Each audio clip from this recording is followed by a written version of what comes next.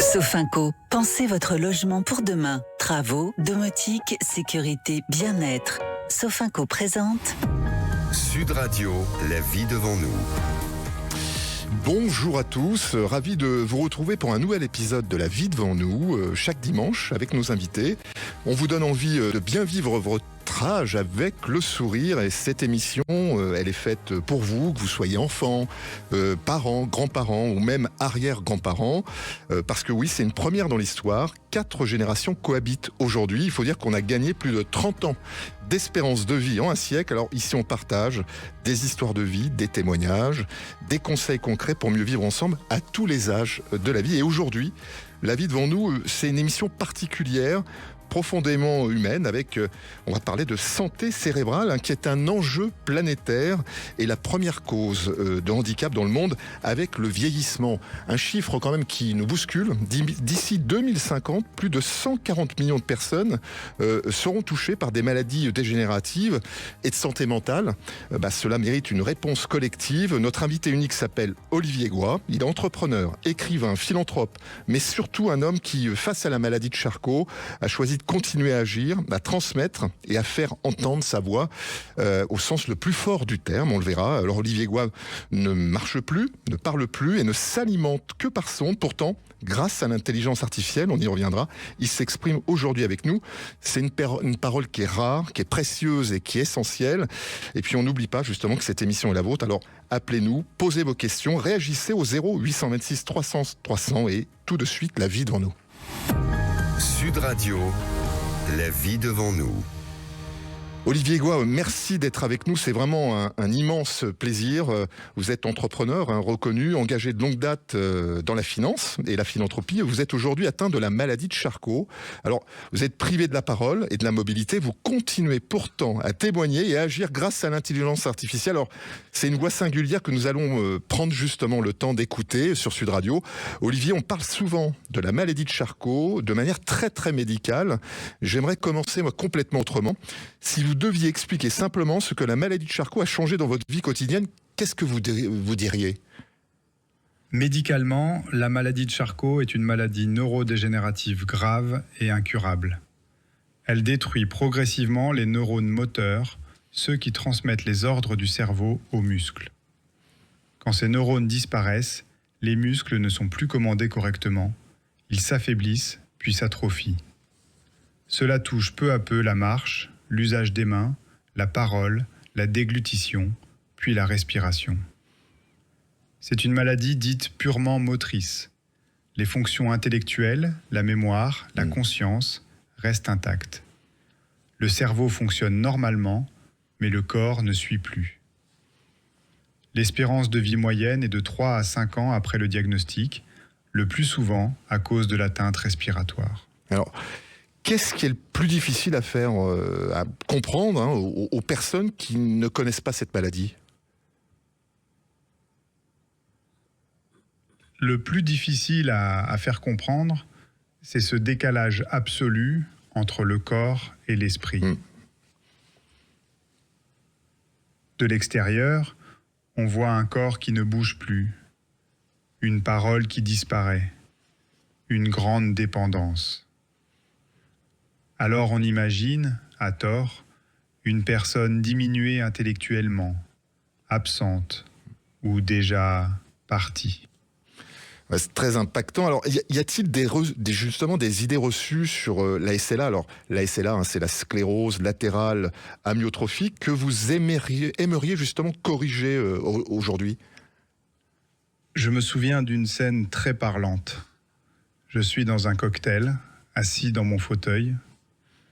2 avocats s'approchent, visiblement pressés d'échanger une information confidentielle.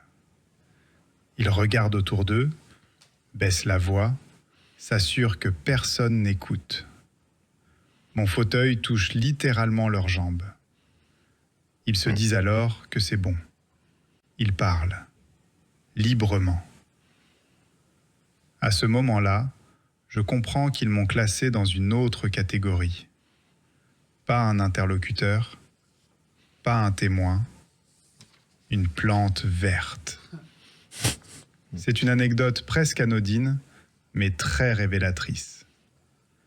Quand on ne parle plus, certains finissent par penser qu'on n'entend plus, qu'on ne comprend plus, qu'on n'est plus vraiment là. Ah, vous avez en effet une histoire que vous traitez avec humour, mais est-ce que vous pensez que notre société confond trop souvent en fait la dépendance physique et l'inutilité sociale? Oui, très souvent.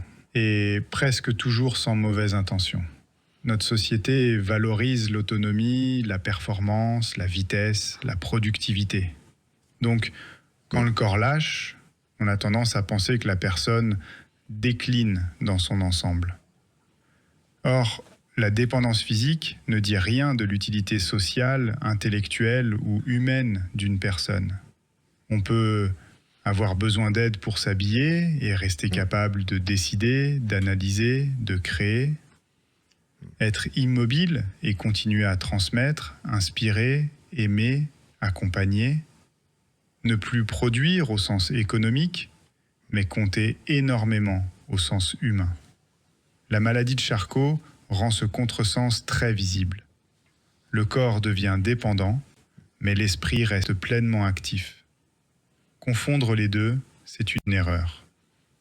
Et c'est aussi une forme de violence douce, celle qui efface les personnes avant même qu'elles aient disparu. Alors, on le voit dans la douceur de vos yeux bleus, mais justement, est-ce que cette confusion vous a frappé personnellement dans le regard des autres? Oui, très vite. Pas par des mots, mais par des attitudes. On me parle moins directement.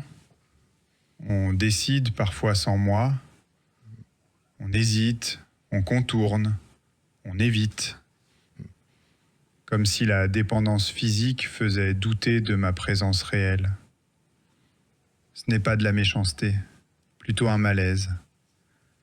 Mais il faut souvent le rappeler, je suis dépendant physiquement, pas absent. Justement, est-ce que cette maladie vous a obligé à redéfinir ce que signifie être autonome pour vous? Oui, complètement. Avant, être autonome voulait dire se débrouiller seul. Aujourd'hui, c'est presque l'inverse.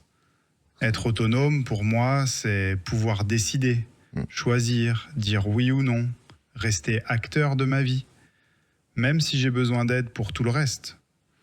La maladie m'a appris que l'autonomie n'est pas une question de muscles, mais de liberté intérieure et de capacité à rester sujet, pas objet.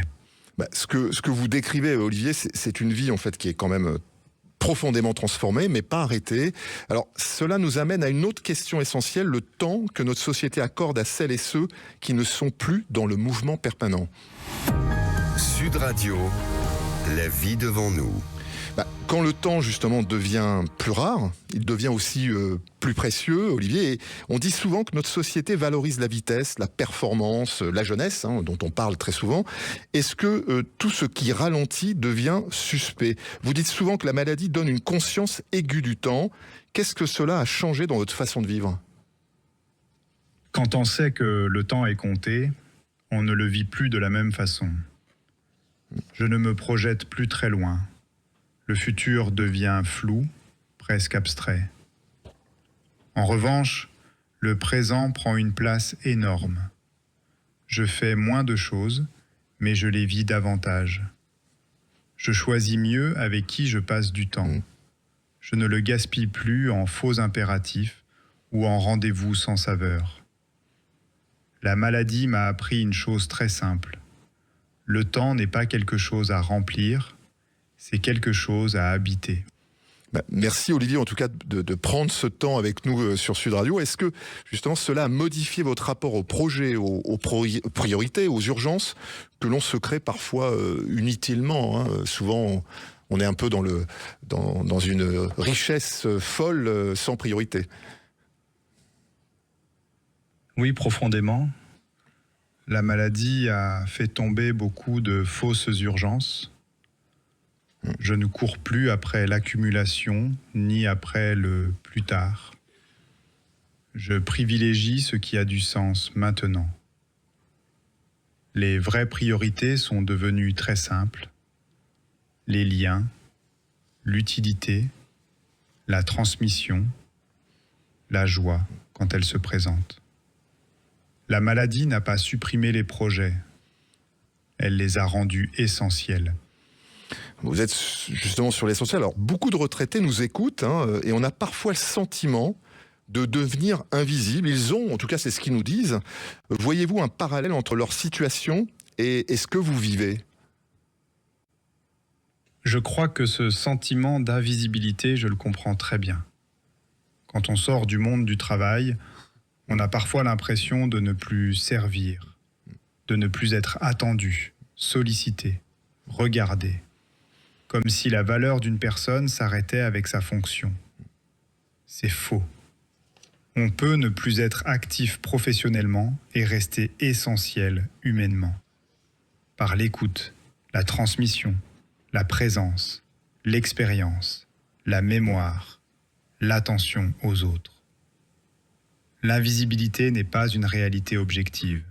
C'est souvent un regard que la société projette et que l'on finit parfois par intégrer soi-même. C'est justement très impactant ce que vous dites. Pourquoi notre société justement a-t-elle tant de mal avec les temps lents, la retraite, la maladie, le grand âge ? Parce que notre société est construite sur la vitesse. On valorise ce qui va vite, ce qui produit, ce qui performe, ce qui s'adapte en permanence. Les temps lents, la retraite, la maladie, le grand âge, ne rentrent pas dans ce récit-là. Ils nous obligent à faire autre chose que d'agir. Et surtout, ils nous renvoient à quelque chose de très inconfortable. La fragilité, la finitude, la dépendance, bref, notre propre avenir. Alors on les met à distance, pas par cruauté, mais par peur. Alors Olivier, selon vous, en quoi ces temps peuvent-ils au contraire être utiles, féconds, essentiels ? Oui, ces temps lents ont une richesse immense. Ils réapprennent la profondeur, la présence, le lien. Le problème n'est pas la lenteur, c'est notre incapacité collective à lui faire une place. Très juste. Alors justement, quel message aimeriez-vous adresser aux retraités qui se sentent aujourd'hui inutiles ou en retrait ? Rien que le mot d'ailleurs, retraité, c'est battre retraite. J'aimerais leur dire ceci. Ce recul n'est pas un vide, c'est un point de vue. Quand on sort de la course, on voit autrement. On repère des besoins, des injustices, des fragilités que les gens pressés ne voient plus. Ce temps peut devenir un formidable terrain de projet. Des projets discrets, utiles, humains, parfois modestes en apparence, mais essentiels dans leur impact. On ne court plus après l'urgence. On agit là où cela compte vraiment. La retraite peut être un retrait du bruit, mais pas un retrait de l'engagement. Passionnant, on marque une courte pause. On continuera justement à parler du temps parce que c'est aussi parler de ce que l'on laisse derrière soi. Et cela nous amène naturellement à ce qui nous anime profondément, Olivier Goy, le lien et la transmission. Restez avec nous sur Sud Radio. Sofinco, pensez votre logement pour demain. Travaux, domotique, sécurité, bien-être. Sofinco présente Sud Radio, la vie devant nous. De retour sur Sud Radio, vous êtes dans La vie devant nous, votre émission qui casse les clichés sur les seniors, mais pas que, on parle vrai. Voici la seconde partie de notre émission. Nous sommes de retour avec Olivier Goy. Vous parlez souvent d'amour, de solidarité, d'amitié vraie. Qu'est-ce que la vulnérabilité révèle des relations humaines pour vous ? La vulnérabilité fait tomber les masques. Elle révèle qui est vraiment là et pourquoi. Certaines relations s'éloignent, d'autres deviennent plus profondes. Elle montre surtout que recevoir l'autre n'est pas une faiblesse, mais une forme de confiance. Et avez-vous justement été surpris, en bien en mal, par certaines réactions autour de vous ? Oui, beaucoup. J'ai été surpris par des silences inattendus, des éloignements sans explication. Et à l'inverse, par des présences très fortes, parfois venues de personnes que je connaissais à peine. La maladie agit comme un révélateur. Elle ne crée pas les relations, elle les met à nu. Au fond, elle apprend une chose précieuse. La qualité d'un lien compte bien plus que son ancienneté. C'est tellement profond et vrai. Vous invitez souvent justement à oser et à lâcher prise. Qu'est-ce que cela signifie concrètement pour vous aujourd'hui ? Concrètement, oser, c'est accepter de ne plus tout maîtriser. Lâcher prise, c'est arrêter de lutter contre ce qui ne dépend plus de moi. Aujourd'hui, ça veut dire ne pas me définir par ce que j'ai perdu. Continuer à dire oui à ce qui me met en joie. Oser demander de l'aide sans me sentir diminué. C'est une forme de liberté paradoxale. Moins de contrôle, mais plus de justesse. Alors, vous êtes père, hein, je crois, de 2 enfants. Hein. Qu'aimeriez-vous justement transmettre à vos enfants au-delà des mots ? Au-delà des mots, j'aimerais leur transmettre une manière d'être. Le goût de la vie, même quand elle résiste. La capacité à ne pas se définir par ce qui arrive, mais par ce que l'on choisit d'en faire. Et l'idée que la fragilité n'est pas une faiblesse, mais souvent un chemin vers plus de justesse. S'ils retiennent une chose, j'aimerais que ce soit celle-ci. On ne maîtrise pas tout, mais on peut toujours décider de rester vivant, digne et ouvert aux autres. Alors vous êtes à l'origine ou l'un des visages d'un mouvement qui s'appelle les Invincibles, que j'ai vu et revu. Qu'est-ce que le mouvement Les Invincibles ? Pourquoi ce nom Invincible ? Qu'est-ce qui rassemble en fait ce mouvement ? Des malades, des proches, des citoyens engagés, des entrepreneurs ? Les Invincibles, c'est un mouvement d'élan créé par Ludovic et John, 2 malades. Dans la foulée de la sortie de mon film Invincible, été au cinéma. J'en suis le très fier parrain. Il est né d'un constat très simple. Face à la maladie, au handicap, à la fragilité, on est souvent perçu comme vaincu, diminué, fini. Les Invincibles disent exactement l'inverse. Alors, je vais un peu vous chercher, Pourquoi Olivier. ce nom ? Ouais, voilà, pourquoi ce nom ? Parce qu'on peut être gravement malade, dépendant, fragile, et rester invincible dans ce qui compte. La dignité, la liberté intérieure, l'envie d'aimer, de créer, de transmettre, d'agir. Être invincible, ce n'est pas gagner contre la maladie. C'est refuser qu'elle définisse qui l'on est. Et qui rassemble ce mouvement ? Des malades, bien sûr, mais aussi leurs proches, des aidants, des citoyens engagés, des artistes, des entrepreneurs, des chercheurs. Des gens très différents, réunis par une même conviction. La fragilité n'empêche ni l'engagement, ni l'utilité, ni la joie.